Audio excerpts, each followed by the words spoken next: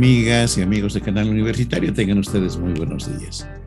Soy el doctor Gustavo Mendoza Ríos, profesor emérito de la Facultad de Medicina y médico especialista del Hospital de la Mujer, que tiene el placer de ingresar a vuestros hogares, como cada semana, para conversar siempre de temas muy importantes en su programa Cuidemos tu Salud.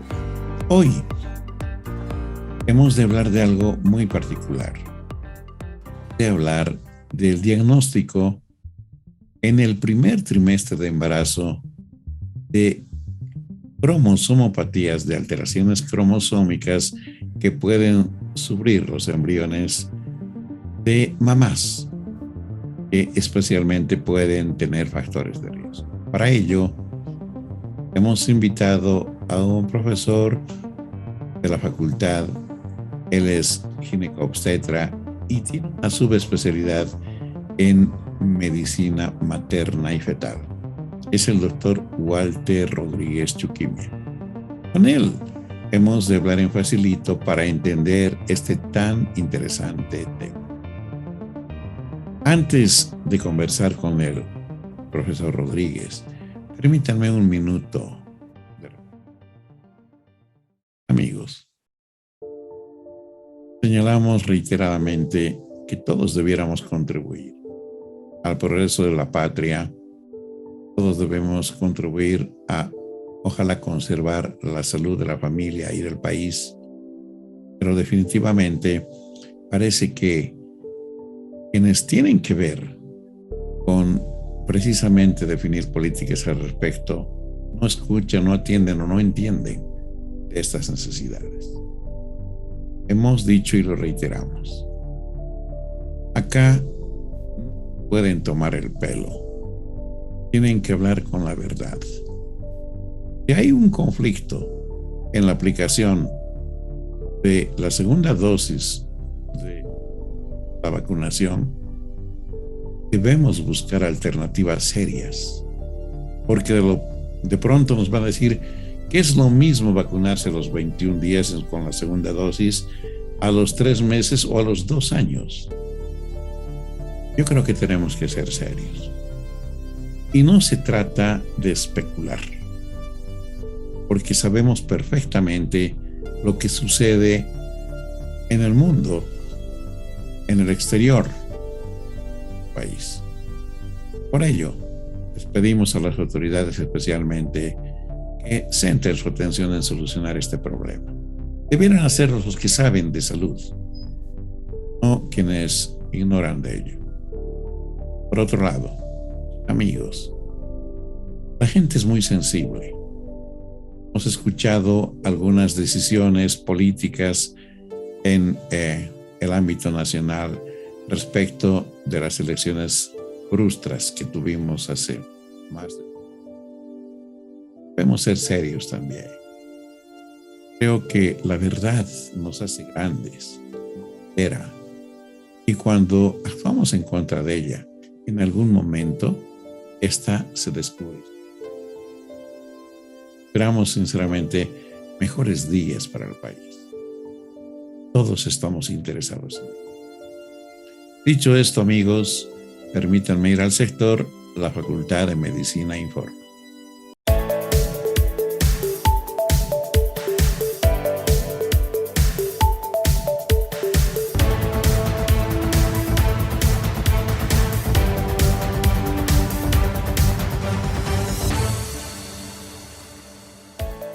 Amigos, en esta nota ustedes observarán la firma de un importantísimo convenio entre la Pastoral Social, Caritas de la Iglesia Católica La Paz y la Facultad de Medicina de la UNAM.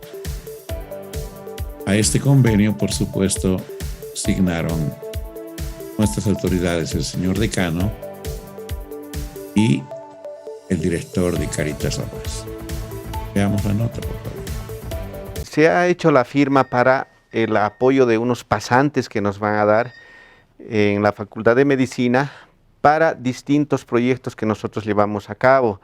Tenemos proyectos de adulto mayor, tenemos un proyecto de salud mental, tenemos un proyecto de visión ocular, Entonces, a todos estos proyectos sociales es que nosotros vamos a contribuir con este convenio. No tanto, digamos, el favorecimiento va a ser ni institucional ni tampoco personal, sino va a ser un favorecimiento a todas las personas que nosotros llegamos. El convenio es por 5 años. Cáritas La Paz es una institución que está al servicio del pueblo, que es la búsqueda de la mejora de calidad de vida de las personas. O sea, nosotros queremos contribuir a esa mejora de vida y a la mejora de calidad de vida de las personas. Bueno, dentro de la acción que tiene hacia la comunidad de la Facultad de Medicina y de la Universidad Mayor de San Andrés, está poder hacer convenios con todas las instituciones comprometidas por la salud y el bienestar de la población. Entonces, esos son los principios fundamentales también de la universidad y de nuestra facultad. Por eso nosotros estamos ahora muy encantados con haber firmado este convenio que nos va a permitir llegar hacia la población de mejor manera. Por esto se va a hacer trabajos a través de la dirección de la vicedecanatura, los departamentos y las carreras. Es decir, nosotros tenemos apoyo en todo, ¿no? Me refiero tanto para el manejo, como decía, del adulto mayor, de niños con problemas, de ver problemas de salud, de diagnóstico, de manejo. Entonces realmente tenemos toda la gente capacitada para poderles brindar en todos los proyectos que quieran emprender para que ayudemos a la población. Entonces el estudiante puede participar de los diferentes niveles, diferentes carreras. Bueno, este tipo de convenios con la Pastoral Cáritas ha llevado bastante tiempo, entre comillas, el poder acercarnos y tener en este aspecto un convenio de práctica de los estudiantes, ya de última gestión, de último año, y obviamente esto con alcance de llegar a los programas que tiene Cáritas para enfocado quizá principalmente al adulto mayor y también otros programas que tengan ellos. 30 convenios de momento tenemos firmados en general como Facultad de Medicina con diferentes alcances, ya sea de prácticas, ya sea de realización de culminación de estudios o también convenios para prácticas en diferentes instituciones de manera quizá especializada o en general. La parte de prácticas y de alcance hacia los convenios es todo regido o llevado por las direcciones de carreras o programas o asignaturas. Entonces esto tiene una forma de llevarse de esa manera. No es que uno de manera voluntaria quiera inscribirse. Quizá en el futuro podemos tener ese alcance, pero inicialmente es un alcance centralizado con las carreras y con las direcciones. En ese sentido estamos reencaminando o llevando nuevamente a convenios a renovar, a convenios nuevos, pero el alcance final es que el estudiante tenga un espacio y la sociedad vea que la universidad está en ese espacio para poder llegar a ellos. La importancia de la universidad en la sociedad es vital y las organizaciones, principalmente de beneficio social, son muy importantes en ese sentido, porque la población es la final beneficiaria en este aspecto. Amigos, ahora permítanme ir a un pequeño corte y al retorno estaremos conversando con nuestro invitado. En instantes vuelve la programación de TVU. Medidas de bioseguridad. Estas son medidas recomendadas por la Organización Mundial de la Salud para el uso correcto del barbijo. Las mascarillas no médicas deben usarse en lugares cerrados, como tiendas y oficinas. Recuerda lavar el barbijo de tela con detergente y agua caliente o hirviendo durante 1 minuto al menos una vez al día. Las mascarillas de 3 capas deben usarse en lugares al aire libre. La Organización Mundial de la Salud no recomienda el uso de barbijos con válvulas de exhalación, ya que al abrirse para facilitar la respiración, permiten el ingreso del virus. Cuando recibas visitas debes usar barbijo y mantener o no tu sana distancia. Cuando realices actividad física intensa no es necesario el uso del cubrebocas, ya que este disminuye la capacidad de respiración. Mejor mantén una sana distancia y asegúrate de que haya una buena ventilación. El uso del barbijo en niños menores de 5 años no es obligatorio y la decisión de usarse en niños de 6 a 11 años debe basarse en los factores de riesgo existentes. Los visores o caretas son una medida adicional al barbijo. Deben cubrir los lados de la cara y debajo del mentón. Sé responsable, la salud de tu familia está en tus manos. Continúa con la programación de TVU. Distinguidos amigos, como lo habíamos señalado precedentemente, está con nosotros nuestro invitado de hoy, el profesor doctor Walter Rodríguez Chuquimia. Ya lo dijimos y lo reiteramos. El doctor Rodríguez es ginecólogo obstetra, pero además tiene una subespecialidad en medicina maternal. Esta subespecialidad la realizó en España. Y además el doctor Rodríguez es profesor de la cátedra de obstetricia de la Facultad de Medicina. Con él hemos de tener el placer de hablar de este tema tan importante, interesante, pero fundamentalmente nuevo. Aplica nueva tecnología y marca un avance indiscutible de la ciencia en el área obstétrica, en el área en la que nosotros dedicamos nuestra atención cuando las mujeres están embarazadas. Hemos de hablar, pues, del screening, del tamizaje de las mujeres en un primer trimestre de embarazo, cuando tenemos sospechas especialmente de que sus niños en gestación puedan tener algún problema, alguna alteración con los cromosomas que hacen prácticamente que el individuo sea tal. Llaman en términos generales cromosomopatías. De ello hemos de hablar con una autoridad. Ahora, permítanme saludarle al doctor Rodríguez y presentarles, por supuesto. Walter, muy buenos días. Muchas gracias por haber aceptado nuestra invitación. Por favor, un saludo a nuestra teleaudiencia que espera ansiosa esta conversación. Buenos días, doctor Mendoza. Bueno, quiero agradecerle por la invitación al programa y darle pues un saludo a toda la audiencia hoy en la mañana, ¿no? Gracias, Walter. Vamos a tratar de entrar rápidamente en contexto, habida cuenta de que el tiempo siempre es muy corto. Distinguidos amigos, el doctor Walter Rodríguez va a hacer un enfoque muy rápido de lo que significa esta patología, pero les diré de forma muy sucinta lo siguiente. En la población mundial, por supuesto, en los primeros días y semanas de embarazo, los embriones pueden sufrir una serie de problemas. Entre ellos están alteraciones en sus cromosomas. Cromosomas, como bien saben ustedes, son prácticamente quienes llevan la carga genética de los progenitores y del papá. Normalmente tenemos 46 y de estos 2 son sexuales. Puede haber alteración en muchos de ellos, pero en particular algunos porque hay una predisposición para ello. Cuando esto ocurre, es una preocupación para la mamá, para la familia y también para el cuerpo médico. Realmente, los médicos, los especialistas en el área buscan lo que nosotros llamamos factores de riesgo para precisamente enfocar su atención en quienes detentan estos factores y buscar si existe o no la alteración correspondiente en embarazos muy chiquitos, casi siempre en el trimestre, en las primeras 12 o 13 semanas. Esto le hemos pedido hablar con el doctor Walter para ya no más hablar del tema.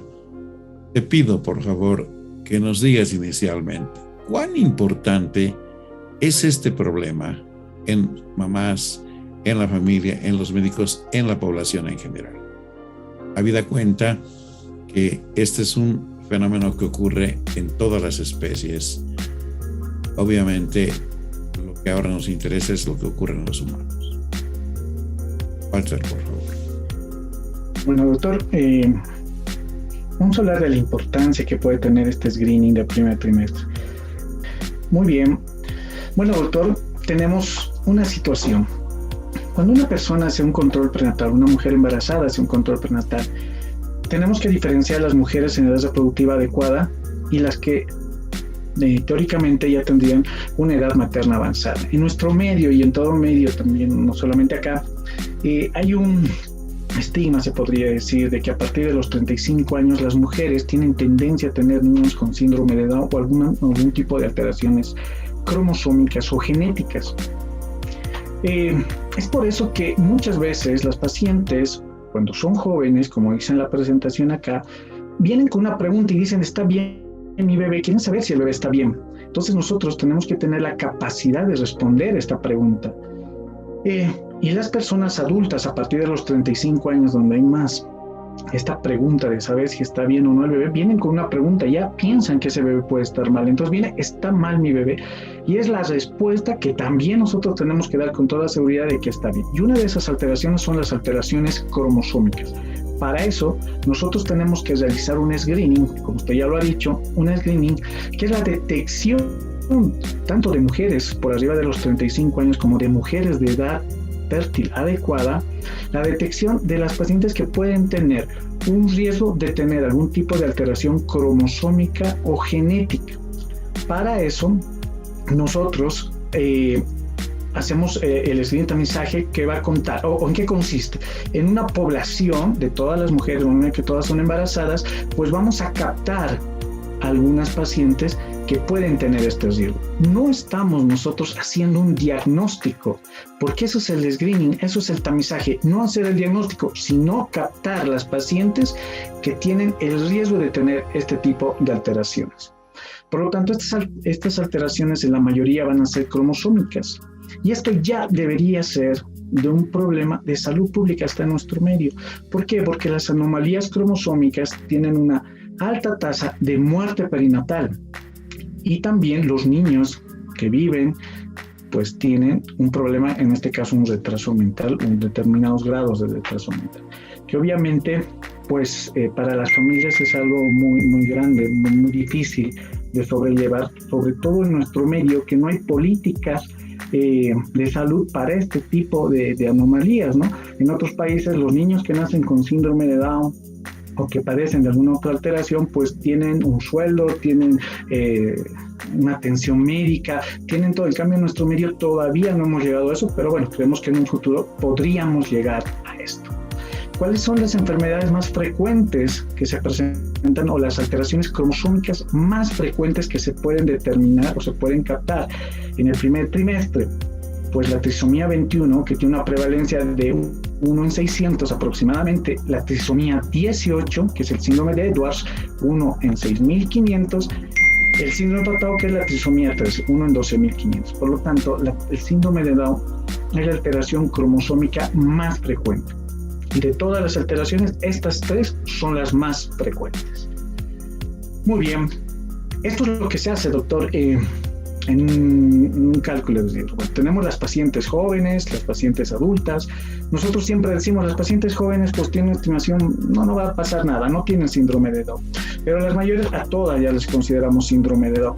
Y no es tan así. Nosotros tenemos que hacer un cálculo de riesgo. ¿Por qué? Porque también las mujeres jóvenes, doctor, pueden tener este tipo de alteraciones. Obviamente las mujeres arriba de 35 años también, pero a las pacientes arriba de 35 años no tenemos que olvidarnos de dar un asesoramiento genético, porque muchas pacientes, por el hecho de que tal vez tienen algún familiar que hayan tenido un síndrome de Down, se deprimen y piensan que pueden tener. Entonces hay que hacerles entender que esta alteración, pues si nos vamos a ir a tasas, vamos a hablar. Una paciente de entre los 40 y 43 años solo tiene 5%, alrededor de que 100 mujeres, 5 van a tener síndrome de Down y 95 van a estar normales. Entonces, deberían estar no tan ansiosas, someterse a este cálculo de riesgo que se hace simplemente con una ecografía y una muestra de sangre. El cribado de primer trimestre.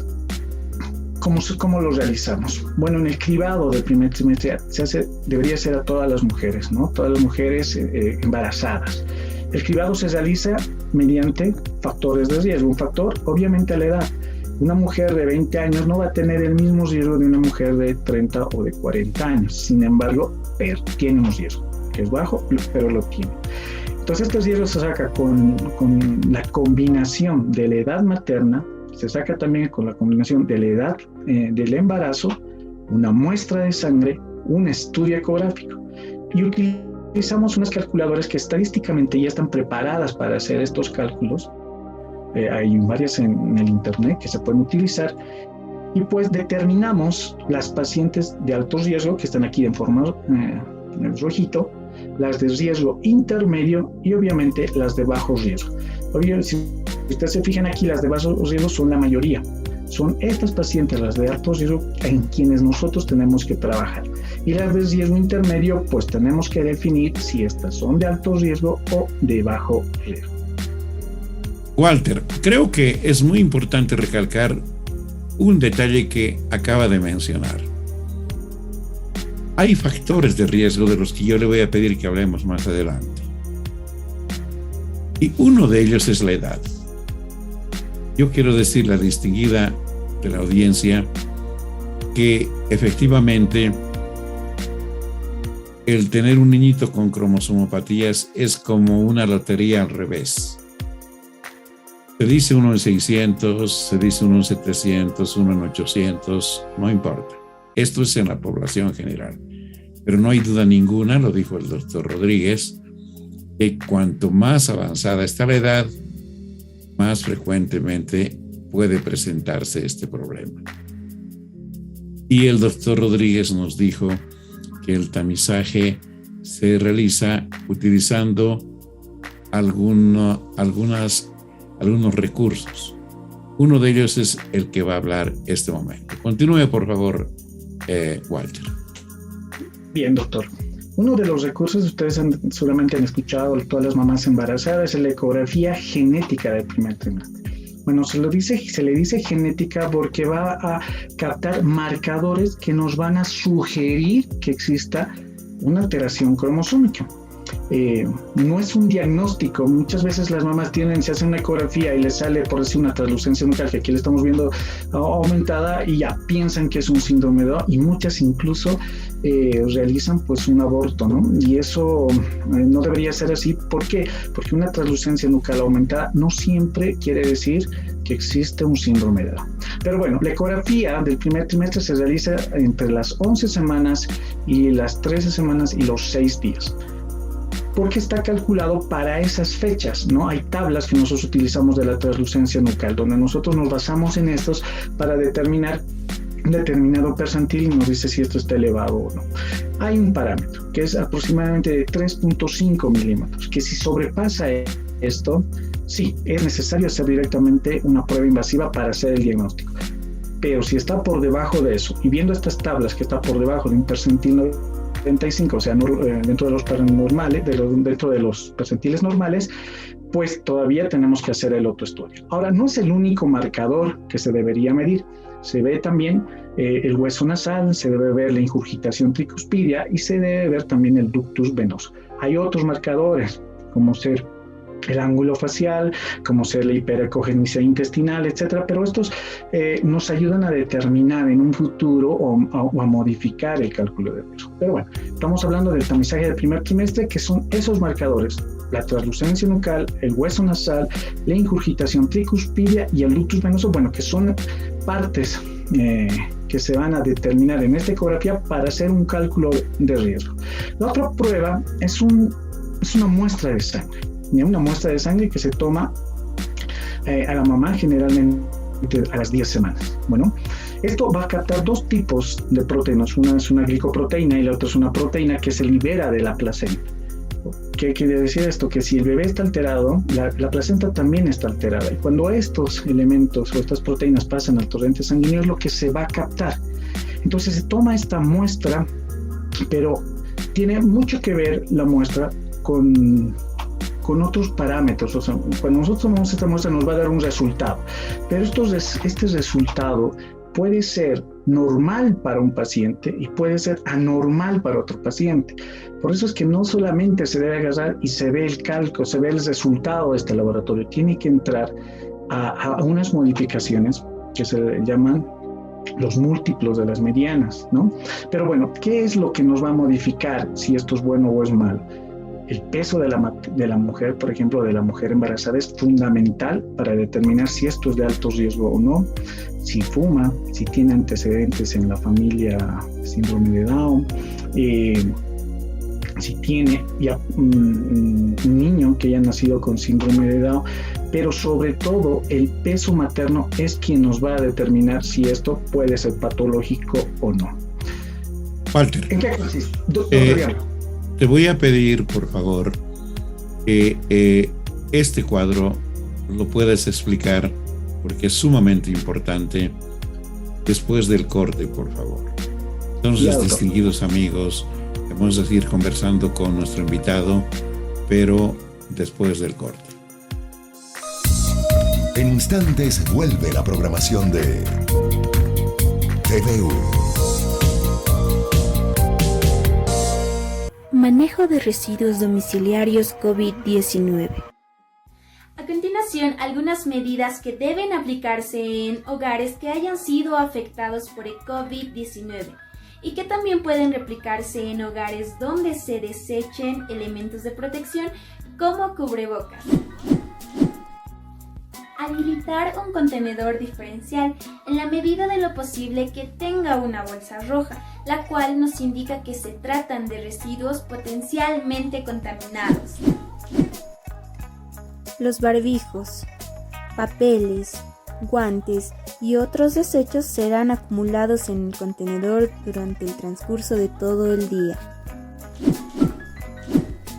Es importante que estos residuos especiales no se mezclen con los residuos orgánicos ni los reciclables. Tomando las medidas de bioseguridad correspondientes para la protección, vamos a sacar del contenedor la bolsa llena de residuos, la vamos a amarrar y desinfectaremos. Posteriormente la introduciremos en otra bolsa, la cual también desinfectaremos y la mantendremos en nuestro hogar 3 días. Después la llevaremos al contenedor más cercano o esperaremos al camión de basura. Sé responsable, la salud de tu familia está en tus manos. Continúa con la programación de TVU.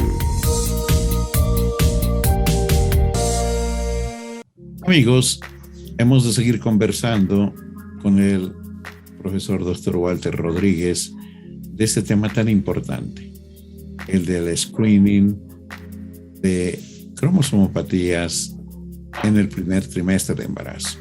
El doctor Rodríguez fue muy categórico. Hay factores de riesgo.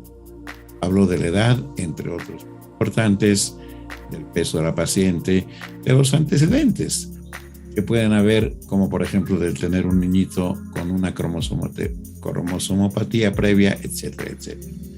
Y nos dijo que se recurren a una serie de recursos para afinar esta sospecha.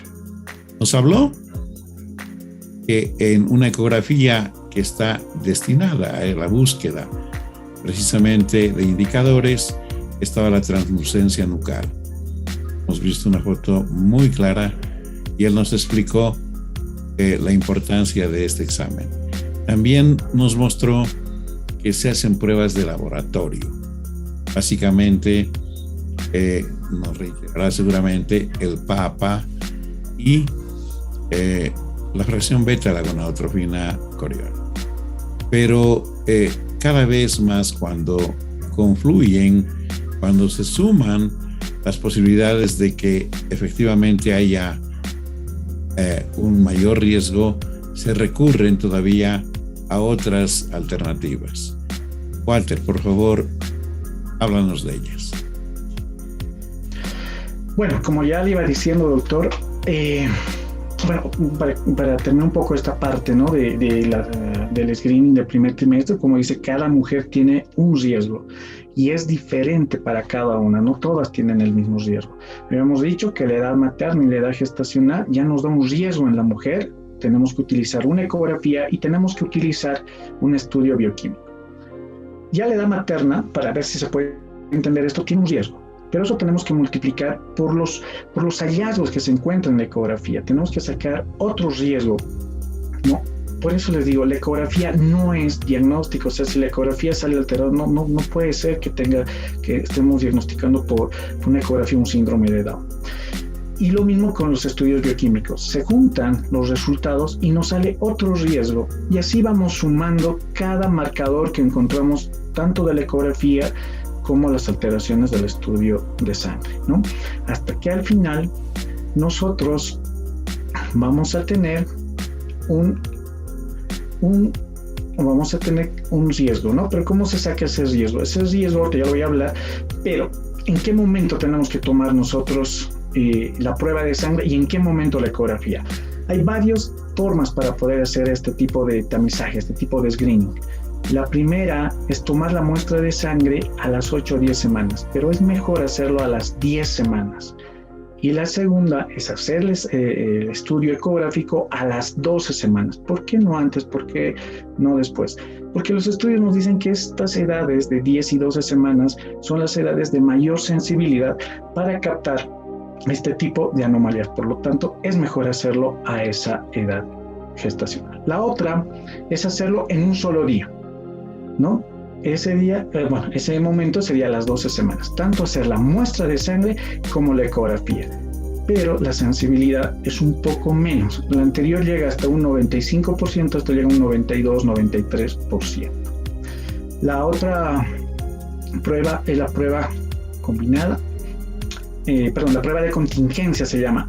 ¿Qué es lo que hacemos esto? Esta prueba se realiza igual a las 10 semanas, la prueba de sangre, la ecografía se realiza a las 12 semanas, pero en esta prueba no solo se toma la translucencia nucal, aquí ya se toma todos los marcadores secundarios, por lo tanto aumenta la sensibilidad, puede llegar hasta un 96% y en alguna literatura dice hasta 97%, ¿no? Entonces los marcadores secundarios sí se deberían hacer en este tipo de ecografía porque nos ayudan a determinar mayor sensibilidad. Es una calculadora donde se introducen todos los datos, donde aquí podemos determinar nosotros los riesgos, ¿no? Aquí tenemos un T21, 1/3, T18, 1 entre 177.155, bueno, dependiendo los resultados de la ecografía, porque aquí se pone todo eso, y de laboratorio. Pero nosotros tenemos esta tablita, que esto está recomendado a nivel mundial, donde a nivel latinoamericano nos recomiendan que cuando sale un riesgo de 1 en 1000, ¿qué quiere decir eso? Una mujer de 1000 mujeres que tengan las mismas características, la misma edad gestacional, el mismo resultado de laboratorio, el mismo resultado de ecografía, una de 1000 va a tener un niño con alguna alteración cromosómica, pero eso, a nuestro entender, es un bajo riesgo. Una paciente entre 1 en 100 y 1 en 1000 es un riesgo intermedio. Tenemos que definir si se va hacia el riesgo, hacia bajo riesgo o alto riesgo. Ahí entran los marcadores secundarios, nos ayudan, se hace un recálculo y nos ayudan para llegar a un riesgo alto, ¿no? Y el riesgo alto es 1 en 100, o sea, puede ser 1 en 99, 1 en 98, ya nosotros lo consideramos un riesgo alto. Esta paciente sí debe someterse a una prueba invasiva para hacer el diagnóstico real o descartarlo. Entonces aquí tenemos, cuando tenemos las pacientes que se hacen ya el cálculo, tenemos 3 opciones: la miocentesis, la cordocentesis y la biopsia de corio, ¿no? La cordocentesis es una prueba que casi no se lo realiza. Sin embargo, necesitamos nosotros unas agujas especiales, lo podríamos realizar, pero donde más estudios hay es en la biopsia de corio y la miocentesis. Aquí vemos cómo se está realizando una miocentesis. Se utiliza un ecógrafo se debe utilizar, se debe hacer una antisepsia del lugar donde se va a hacer la punción. Es una aguja, generalmente es una aguja espinal, que tiene un número entre número 20 o 22. Con una guía ecográfica se llega al lugar. Voy a mostrar un video en este momento. Aquí podemos ver un video donde podemos ver cómo el doctor está limpiando la parte donde va a realizar la punción bajo guía ecográfica, ¿ya? Se debe determinar el lugar, limpia, debe tener siempre un asistente que le ayude en estos procedimientos, generalmente son enfermeras entrenadas, ¿ya? Bueno, ahí le está pasando la aguja, es una aguja raquídea, y mediante guía ecográfica apunta. ¿Por qué? Porque puede llegar a lastimarlo al bebé, ¿no? Hincharlo. Entonces, fíjense cómo la aguja está entrando, penetra y entra a la cavidad uterina. Y aquí se ve la punta de la aguja, pero no está tocando al bebé, no está tocando al feto.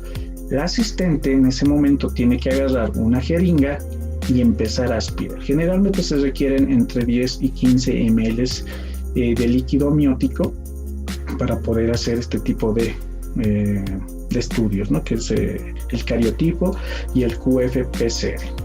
Ahí está el líquido, que es citrino, unos son claros, otros son turbios, pero estudio. El genetista luego procede a hacer una interpretación. Luego del procedimiento se tiene que siempre valorar la frecuencia cardíaca para que la mamá vea que el bebé está bien, para que se sienta tranquila. La mamá después tiene que hacer un reposo de 1 a 2 horas, luego ir a descansar y reposar aproximadamente 2 o 3 días, por ahí que recomiendan una semana, ¿no? ¿Por qué? Porque este procedimiento, si bien puede producir algún tipo de rotura de membranas, desprendimiento, actividad uterina, pero los estudios nos dicen que este procedimiento, antes se creía que una de 250 perdía el embarazo, ahora se sabe que es una en 500. Nosotros podemos decir que en varias instituciones de La Paz, entre ellos el Hospital de la Mujer, hemos realizado estos procedimientos y no hemos tenido ninguna pérdida hasta el momento. El otro procedimiento es la biopsia de las vellosidades coriales, que se puede hacer de 2 formas. Una que se hace por vía vaginal y la otra que también se hace con una aguja ecoguiada, ¿no? Y aquí vamos a ver esta muestra de biopsia de corión. Igual se pone el transductor, se hace la guía, fíjense dónde está entrando la aguja, llega donde está la placenta y, bueno, van a colocar un conductor que va a estar conectado también a una jeringa, pero a presión negativa. Aquí la característica es que el operador tiene que hacer movimientos de vaivén, ¿no? Movimientos de vaivén, donde va a empezar, no sé si lo ven, empieza a producirse una aspiración y fíjense cómo sale el tejido endometrial. Uno diría que puede haber desprendimientos, hemorragias, y generalmente no lo hay.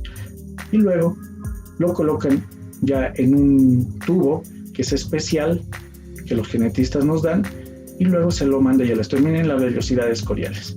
¿Cuál es la diferencia entre la vellosidad corial y la miocentesis? Que la vellosidad corial se puede hacer entre las 11 y las 13.6 semanas, y la miocentesis se hace a partir de las 15 semanas hasta las 18 o 20 semanas, ¿no? Se puede hacer más tiempo con otro tipo de objetivo, ¿no? Bueno, aquí podemos ver un poco las vellosidades coriales que se mandan al estudio. Una vez que se hace esto, nosotros tenemos que tener una cita, ya que generalmente cuando hay alteraciones genéticas o alteraciones cromosómicas tenemos que estar junto al genetista. Se hace una orientación a los papás, se les debe explicar, porque no es fácil decirle a una paciente que tiene una alteración cromosómica o genética, no es fácil, es saberlo decir, ¿no? Y también explicarles si esta prueba salió bien, explicarles que el embarazo está sanito, que está bien, porque muchos pacientes pueden pensar que puede seguir mal el embarazo y quererlo perder, ¿no? Pero hay que hacer una orientación y hay que saberlo manejar con pinzas, ¿no? Bueno, esa es la parte que se hace, doctor, de lo que es el screening de primer trimestre, que nosotros lo hacemos aquí, que generalmente en Latinoamérica lo hacen. Hay otro tipo de screening que son las pruebas no invasivas, ¿ya? Pero a la larga son screening, son mucho más sensibles, sí, para el síndrome de Down, llegan a un 99,9%, pero no son tan sensibles para el síndrome de Edwards ni de Patau. el T18 y 13, que llegan al 94, 95%. Y son caras en relación a este tipo de estudios, que lo podemos hacer y lo estamos realizando en nuestro medio, ¿no? Walter, creo que es muy importante también comentarle a nuestra teleaudiencia que cuando uno hace cualquiera de estos dos procedimientos invasivos, lo que busca es, mediante cultivo habitualmente, encontrar precisamente las alteraciones cromosómicas. En los laboratorios de genética cultivan estas células y las hacen reproducir.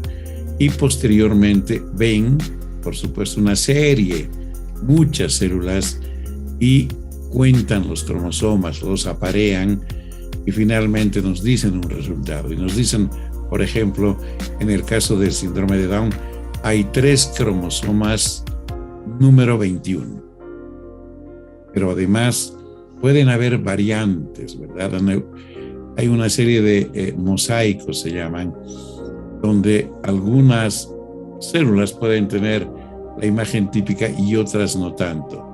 Precisamente el cultivo de estas células que vienen del feto finalmente o de la placenta, que terminan siendo el mismo tejido en su origen, que nos van a dar un diagnóstico preciso, irrefutable, y es precisamente con esta seguridad que el médico debe hacer una reunión de asesoramiento para que la pareja tome una decisión al respecto. En otros países, y a eso iba, en estas circunstancias la pareja puede decidir inclusive la conveniencia de interrumpir el embarazo, donde el aborto está legalizado. En nuestro país, por lo menos la legislación no admite interrupción de embarazo por causa fetal. Hablando solo del punto de vista legal, no estoy utilizando.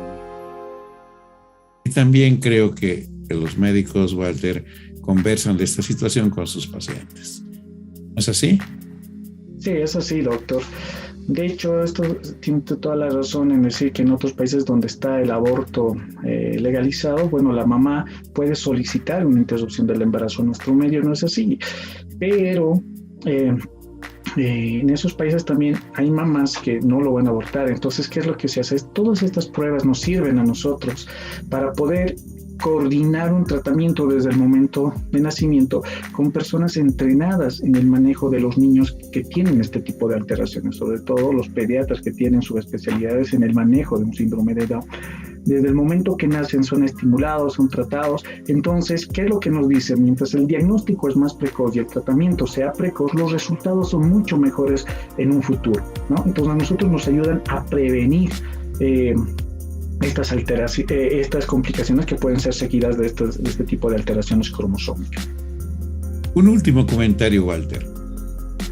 El síndrome de Down y todas las variantes, los mosaicismos, ofrecen hoy en día en el país y en otros la posibilidad de que estos niñitos, que hoy se dice que viven con la trisomía, ya no se los llama por ese nombre, Down ni cosa parecida, simplemente tienen variantes de cromosomas, pueden desarrollarse.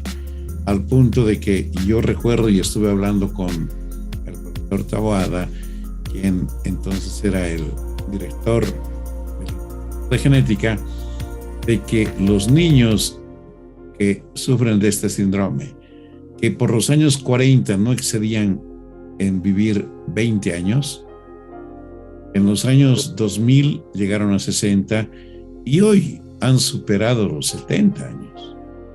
Y ellos no solamente han logrado sobrevivir, sino también valerse por sí mismos. Es decir, ser gente que se inserta en el aparato productivo, se automantienen y pueden ir mucho más lejos, hasta crear familia, etcétera, etcétera.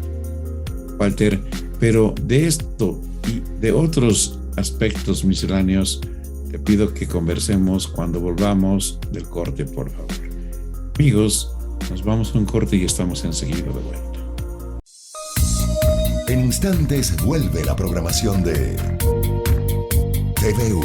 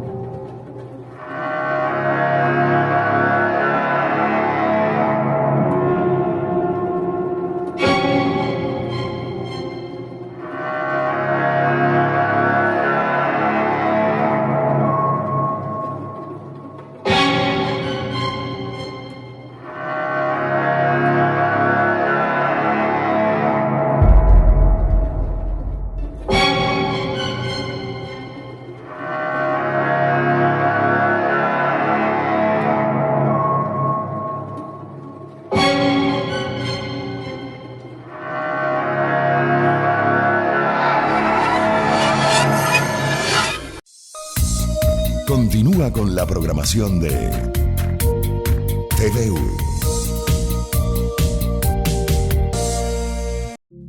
Amigos, hemos de seguir aprovechando de la presencia de nuestro invitado de hoy, el doctor Walter Rodríguez, para que nos deje algunos consejos, una orientación para las señoras, para nuestras mujeres que deciden embarazarse en la edad que ellas definen. Sin embargo, habrá que decir mínimamente, el país tiene una preocupación muy grande, general, que es la enorme morbimortalidad materno-perinatal, materno-neonatal, es decir, de madres y recién nacidos o niños por nacer. Esto solo se va a poder controlar si es que las señoras que se embarazan acuden prontamente al centro de salud, al hospital, para hacer su control prenatal. Y si, como dijo el profesor Rodríguez, además cuentan con algunos datos que pueden hacernos pensar que son de riesgo, entonces pueden seguir el camino que él muy bien nos ha trazado este día. Walter, ¿cuáles serían tus recomendaciones especialmente para estas pacientitas que pudieran sospechar o tener factores de riesgo para que sus hijitos tengan cromosomopatías? Bueno, la primera recomendación es que todas las mujeres hagan control prenatal. Desde el primer momento en que saben que voy a retraso menstrual, hacer el test de embarazo y si sale positivo, pues hacer el control prenatal. ¿Por qué? Porque en el primer trimestre es la edad ideal como para determinar este tipo primero de alteraciones, pero también otras.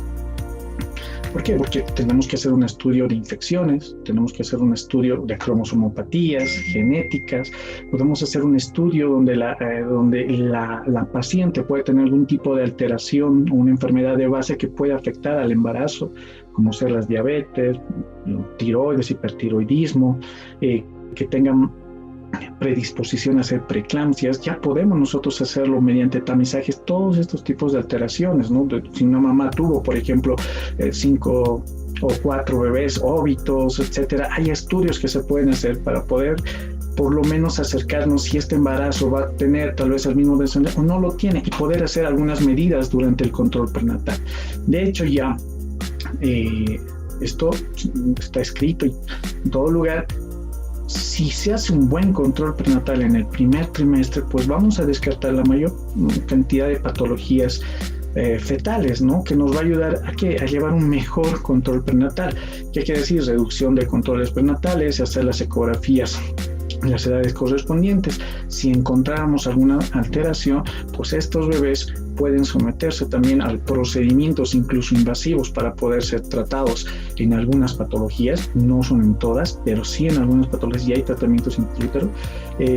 Nos podrían ayudar como le digo, a tener mejores resultados al final del embarazo. Entonces, las recomendaciones siempre hacer el control prenatal y donde su médico y donde su médico de ecografía. Pero las recomendaciones, si encontrar algo medio raro, sería bueno siempre acudir a un médico en medicina materno-fetal para poder descartar, para poder confirmar alguna de estas alteraciones, ¿no? Gracias, Walter.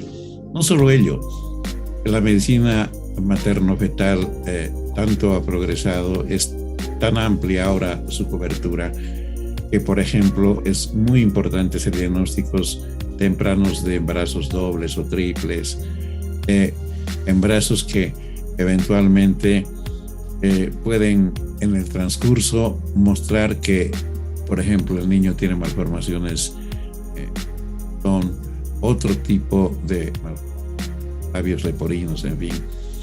Todo ello, bien dijiste, es posible que se pueda resolver dentro del útero, fuera de él, en los primeros días, pero fundamentalmente hay algo que también dijiste. El asesoramiento a los papás les va a permitir hacer más llevadero el embarazo y han de saber que tienen alternativas para resolver sus problemas. Yo creo que el médico es la persona idónea para hablar con sinceridad de todo lo que pueda acontecer a futuro con el por nacer. Walter, personalmente y en nombre del programa deseo agradecerte por tu brillante participación. Quisiéramos comprometerte para que en una siguiente vez hablemos de otro tema tan importante como este, porque el camino real. Despedida, por favor. Agradezco, doctor Mendoza, por la invitación. Y sí, me gustaría participar en otras charlas, ya que esto de la medicina materno-fetal es muy amplio, ¿no? Y hay muchas cosas que se tienen que hablar. Muchas gracias, doctor. Gracias a ti, Walter. Distinguidos amigos, ahora permítanme ir al sector Avances en Medicina.